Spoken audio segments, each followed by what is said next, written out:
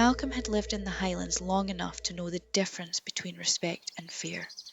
He was a seasoned hiker and nature enthusiast, not a thrill seeker.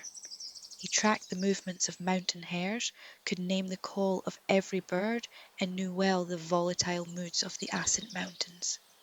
That's why, despite the chill and the date, Halloween, he had chosen to hike to the eastern summit of Stac Pollaidh, an easy trek he'd done before that offered a perfect, solitary view of the seasonal change. He started his ascent late, planning to catch the last sliver of twilight before scrambling down in the dark. The air was heavy and still, the kind of weather that holds its breath before turning to gale. As he reached the ridge of the mountain, the renowned Assynt mist began to roll in from the west, thick and white, swallowing the lochans below. He checked his watch. It was 6 o'clock. Plenty of time to reach the final, rockier scramble. Then he heard it. A sharp, guttural bark. Malcolm froze, instantly recognizing the sound. A roe deer alarm call. It was unnervingly close, loud, and clearly distressed. He scanned the grass and rock. No movement. Odd, he thought. Roe deer were notoriously timid, and a bark that loud usually meant a predator or the animal was trapped. The sound seemed to be coming from a dangerous steep slope just below the ridge, an area of loose scree that Malcolm knew was technically off limits. He dismissed it as a deer cornered by a fox. He took 3 more steps up the main path, and the bark sounded again. This time it was closer to a dog's cough, raw and frantic, immediately followed by a fainter, echoing bark from further down the unstable slope. His curiosity, the very core of his nature-loving soul, took over. That faint echo sounded like a fawn in trouble. "I've got to at least check," he muttered, pulling out his headlamp, but keeping it off for now. "They'll fall to their death down that scree." He veered off the established trail and onto the secondary crumbling path, rationalizing the risk. He moved carefully, his boots slipping on the loose shale. The fog was now so dense he could barely see his hands in front of him. The sounds continued, but the distress was becoming subtly, chillingly wrong. Malcolm was listening for a typical roe deer sequence, a series of explosive short barks. But this sound was getting longer, more desperate, and less mammalian. It was evolving into something that sounded painfully close to a human distress call, cut short by a spasm. He stopped again, a knot tightening in his stomach. The fog seemed to be actively thickening, not just around him, but for him, like a curtain closing on the world. He was completely disoriented. He could no longer tell where the main ridge was or where the sheer drop began. This is a mistake. This is not a deer.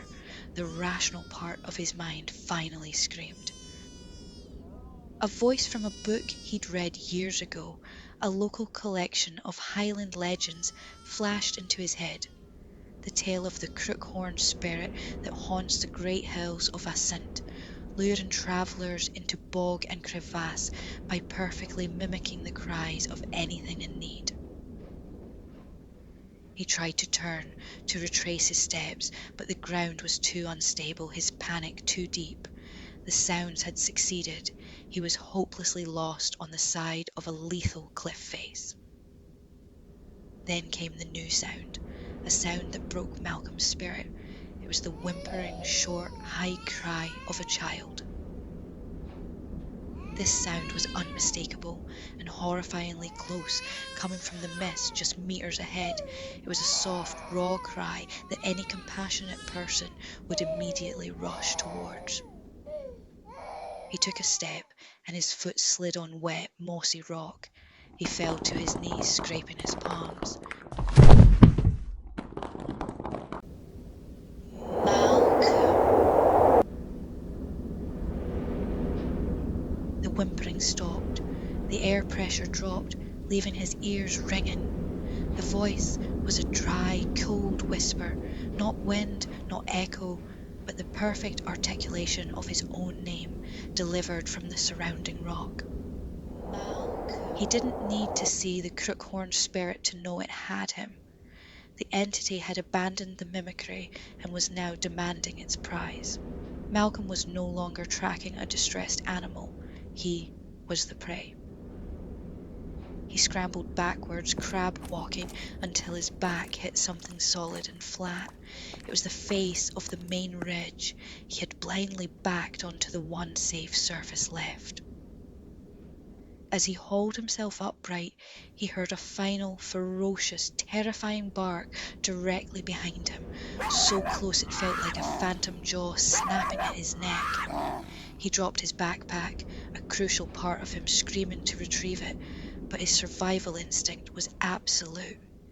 He lunged down the main path, slipping and tumbling, using his hands and knees to cover ground in a terrified blind rush. He didn't stop until he reached the lower ground where the path met the moor. He stood shaken, gasping for air, coated in mud and sweat. Then, from the darkness on his wrist, a soft electronic chime. Midnight. The world instantly went silent. The mist, which had been pressing in on him so suffocatingly, began to thin, lifting and swirling away back up the mountain. He turned and looked up at the looming shadow of Stac Pollaidh, now silent, still, and utterly indifferent. He walked away from the mountain, leaving his backpack and all its essential gear behind. It was a small price to pay for the return of his soul. He had sought the wild beauty of nature, but on Halloween night the wild had shown him a primal, hungry entity that was older and far more sinister than any wildlife he had ever studied. He knew the mountain would keep his backpack, a small seasonal offering, until the next curious soul was lured by a sound that wasn't quite right.